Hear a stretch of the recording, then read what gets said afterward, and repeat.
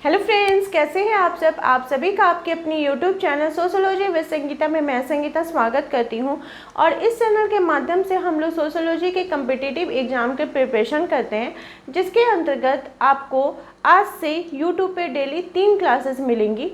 सुबह के 8 बजे के क्लास में जैसे हम लोग कवर कर रहे हैं झारखंड माध्यमिक आचार्य के सोशियोलॉजी के सिलेबस को, और रात के 8 बजे कवर कर रहे हैं बीपीएससी टीआरई 4.0 के सोशियोलॉजी के सिलेबस को। साथ ही साथ यूपी पीजीटी के सिलेबस को भी कवर करवाया जा रहा है, जहां पे आप लोगों का एनसीईआरटी सीरीज चल रहा है।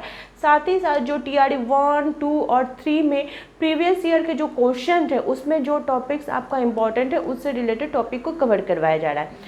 और आज से आप लोगों का दोपहर के 1 बजे एक नई क्लासेस स्टार्ट होने जा रही हैं, जो कि है जेट, जिसका कि फुल फॉर्म है झारखंड एलिजिबिलिटी टेस्ट।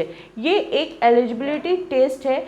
इसको आप पास करने के बाद आप पीएचडी में, झारखंड के अंतर्गत पीएचडी में एडमिशन ले सकते हैं।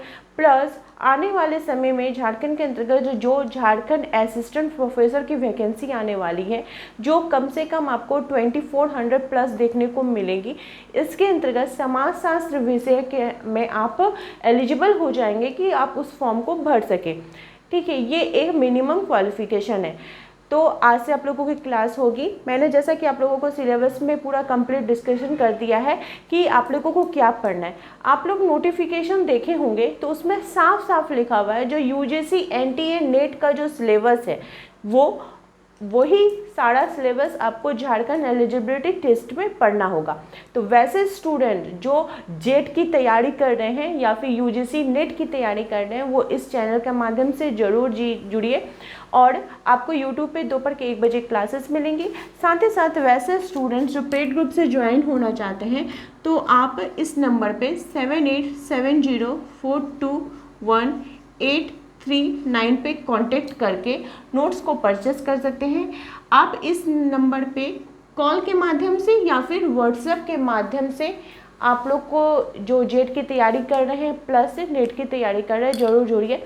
देखिए, जैसा कि एग्ज़ाम का पैटर्न होता है कि इसमें 2 पेपर होते हैं, पेपर 1 और पेपर 2। पेपर 1 जो है वो आपका टीचिंग एप्टीट्यूड का रहता है, जिसके अंतर्गत भी आपको 10 यूनिट रहते हैं। उसका स्टडी मटेरियल भी मैं आपको प्रोवाइड करूँगी। प्लस जो पेपर 2 है सोशियोलॉजी, उसका तो कंप्लीट आपको स्टडी मटेरियल मिलेगा, पूरा थ्योरी क्लास मिलेगा, एक्स्ट्रा मटेरियल आपको प्रोवाइड किया जाएगा। प्लस 2000 के जैसा प्रीवियस ईयर का क्वेश्चन जो एनटीए यूजीसी नेट में पूछा गया है, वो सारा क्वेश्चन का पीडीएफ आपको प्रोवाइड किया जाएगा। उससे रिलेटेड टेस्ट आपको, जो भी पेड ग्रुप के स्टूडेंट रहेंगे, उससे रिलेटेड टेस्ट आपको टेलीग्राम पे मिलेगा। आपको सिर्फ 1 टाइम पेमेंट करना होगा। ऐसा नहीं है कि आप टेलीग्राम में ज्वाइन हुए हैं तो जब तक एग्ज़ाम होगा उसके लिए आपको मंथली चार्ज लगेगा, ऐसा कुछ नहीं है। सिर्फ 1 टाइम आपको पेमेंट करना होगा, जिसमें आपको कंप्लीट आपको थ्योरी मिल जाएगा, आपको यूट्यूब पे रिकॉर्डेड क्लासेस मिल जाएंगी, प्लस टेलीग्राम पे डेली आप लोगों को टेस्ट देखने को मिलेगा, जहाँ पे टॉपिक वाइज और प्रीवियस ईयर का क्वेश्चन का टेस्ट होगा। जैसा कि आप लोग को मैंने बताया कि यूनिट, अगर बात की जाए इसके सिलेबस की, तो झारखंड एलिजिबिलिटी टेस्ट आज से हम लोग क्लास को स्टार्ट कर रहे हैं। तो यूनिट 1 में, ठीक है, जो इकाई 1 है यूनिट 1, इसके अंतर्गत हम लोग को पढ़ना है समाजशास्त्रीय सिद्धांत। क्या पढ़ना है? समाजशास्त्रीय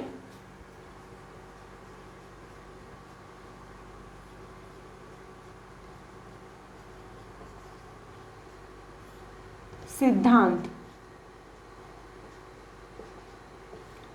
समाजशास्त्रीय सिद्धांत के अंतर्गत 3 थिंकर्स के बारे में बोला गया। इसके अंतर्गत ये हमारा यूनिट 1 हो गया। इसमें जो पहला नंबर, इसका फिर सब यूनिट है, इसका सब यूनिट है, वो क्या है? शास्त्रीय समाजशास्त्रीय परंपराएं। शास्त्रीय समाजशास्त्रीय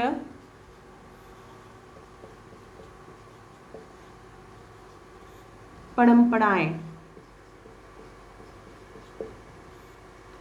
इसके अंतर्गत 3 थिंकर के बारे में पढ़ना है, इमानुएल दुर्खिम, मैक्स वेबर और कार्ल मार्क्स। तो आज जिनके संदर्भ में पढ़ेंगे वो है Emmanuel Durkheim.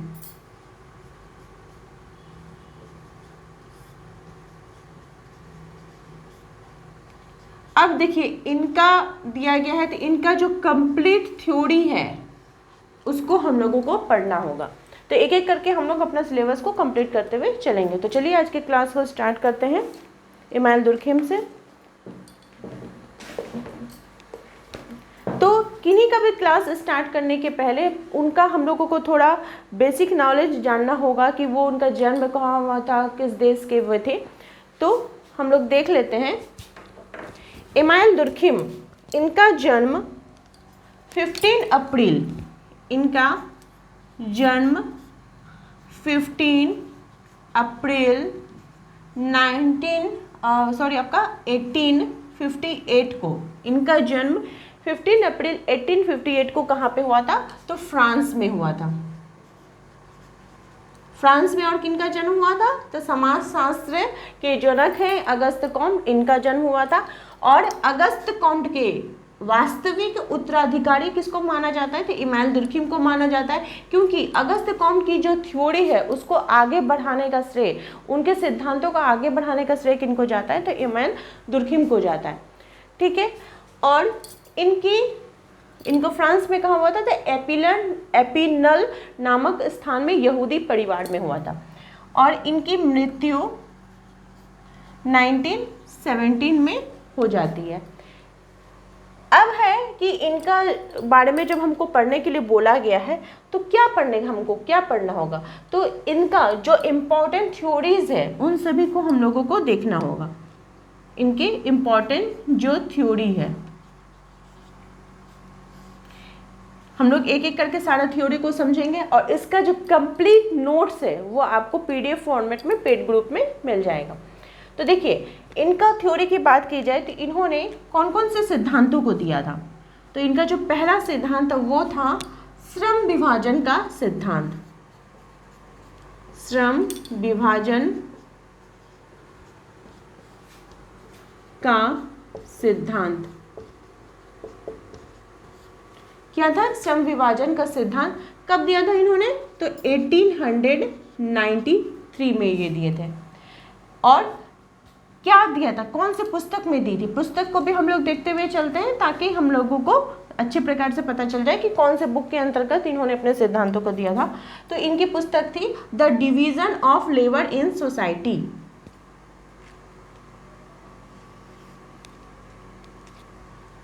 The division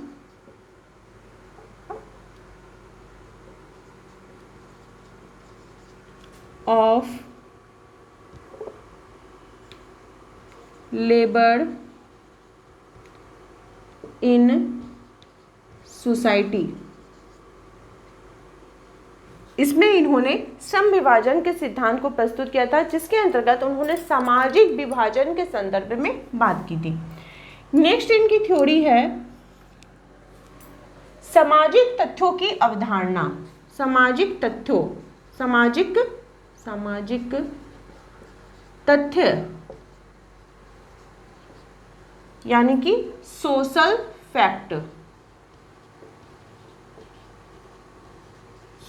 facts, इसके संदर्भ में ये बात करते हैं। किसमें किए थे? The rules of sociological method. कब किए थे? 1895 में किए थे। इनकी कौन सी book? The rules of sociological method. ठीक है। इसमें इन्होंने सामाजिक तथ्यों के संदर्भ में बात किए थे और साथ ही साथ समाजशास्त्र की विषय वस्तु को बांधने का भी वे प्रयास करते हैं अपनी इस पुस्तक के अंतर्गत। थर्ड इनका जो थ्योरी है वो है आत्महत्या का सिद्धांत।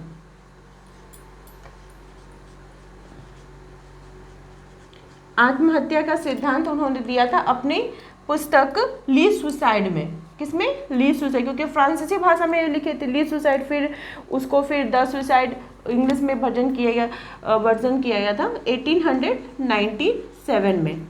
ली सुसाइड।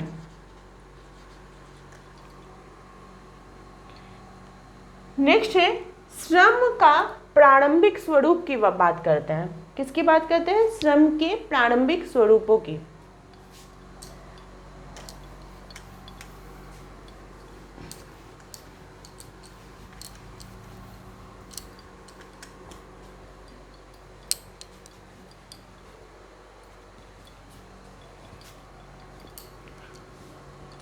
फोर्थ इनकी थ्योरी क्या है? श्रम का प्रारंभिक स्वरूप। श्रम के प्रारंभिक स्वरूपों की बात करते हैं। किसमें? 1912 में वो किए थे। The elementary forms of religious life, जिसके अंतर्गत उन्होंने टोटमवाद का सिद्धांत दिया था। किसका क्या दिया था? टोटमवाद का सिद्धांत को वे प्रस्तुत किए थे। फिर 1920 में इनकी 1919 में इनकी जब 1917 के समय इनकी जब मृत्यु हो जाती है तो 1920 में इनकी पत्नी के द्वारा उसके बाद में फिर उन्होंने उनका जो अधूरा रचना था उसको वो पूरा करती हैं। इनकी पत्नी का नाम था लुइस ड्रेफ्स। उन्होंने फिर सोशोलॉजी ऑफ एडुकेशन 1922 में, सोशोलॉजी ऑफ फिलॉसफी 1924 में और मोरल एडुकेशन 1924 में उन्होंने इसके संदर्भ में लिखा। फिर उनकी पत्नी की मृत्यु हो जाती है। पत्नी की मृत्यु के बाद भी उनकी कुछ रचनाओं को फिर पुनः प्रकाशित किया जाता है, उनके सिद्धांतों को, जो है द सोशोलॉजियम 1928 में, the evolution of pedagogical in France 1938 में, lack the sociology 1950, pragmatism and sociology 1955 और मॉन्टेस्क्यू एंड रूसो 1953 में।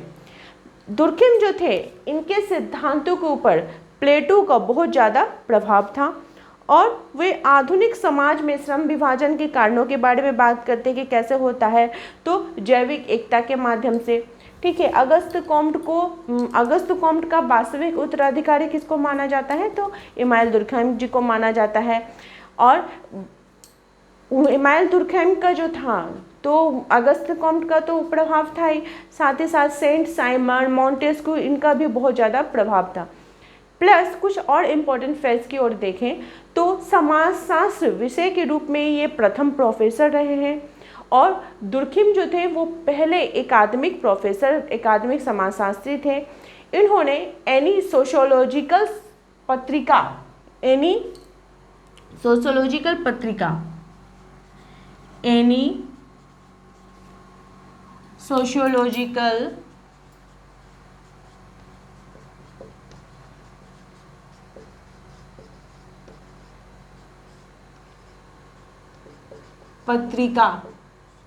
इसका उन्होंने संपादन किया। और जिस प्रकार से अगस्त कॉम्ट, स्पेंसर प्रत्यक्षवादी विचारक थे, तो इमानुएल दुर्खैम भी प्रत्यक्षवादी विज्ञानी बनना चाहते थे। इनके कुछ इंपॉर्टेंस कथनों की तरफ देख लेते हैं। तो इन्होंने कहा था कि समाज एक यथार्थपरक वास्तविकता है। समाज जो है वो स्वतः स्फूर्त है, व्यक्ति को अपने अनुसार ये ढालना चाहता है। समाज को उन्होंने वास्तविक चेतना बताई थी और उन्होंने दो प्रकार की चेतनाओं के बारे में बात की थी, सामूहिक चेतना और व्यक्तिगत चेतना। फिर स्वर्ग का समाज महिमा मंडित समाज है, ये कथन किसका है? तो इमानुएल दुर्खैम जी का है।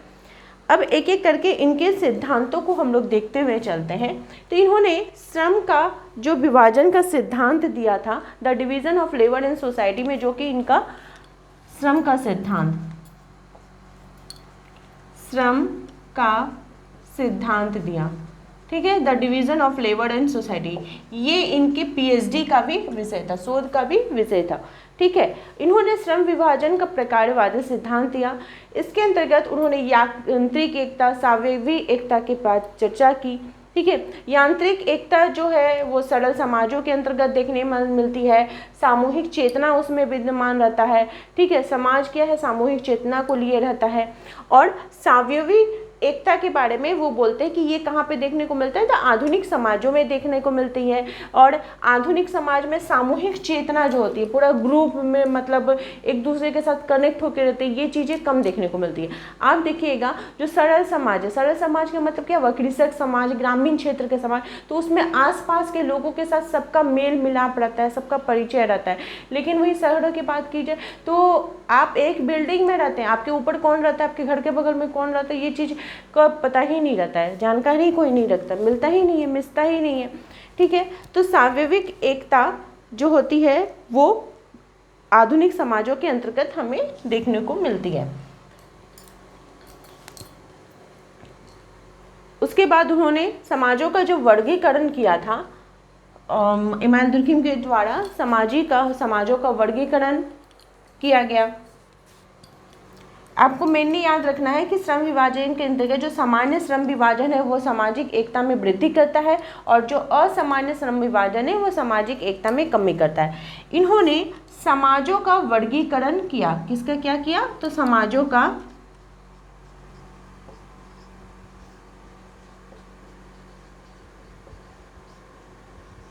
वर्गीकरण करते हैं। समाजों का वर्गीकरण कैसे करते हैं, तो पहला वो बताते हैं सरल समाज, जिसके अंतर्गत आदिम समाज और कबीला समाज आता है। दूसरा है सरल बहुखंडीय समाज,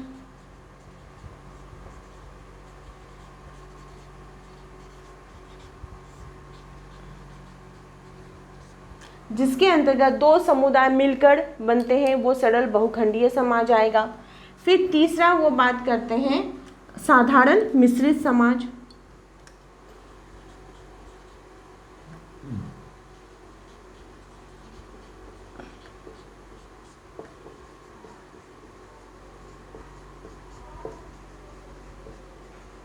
साधारण मिश्रित समाज के अंतर्गत आपका जनजातीय समाज, समूहों का मिश्रण, ये सभी देखने को मिलता है।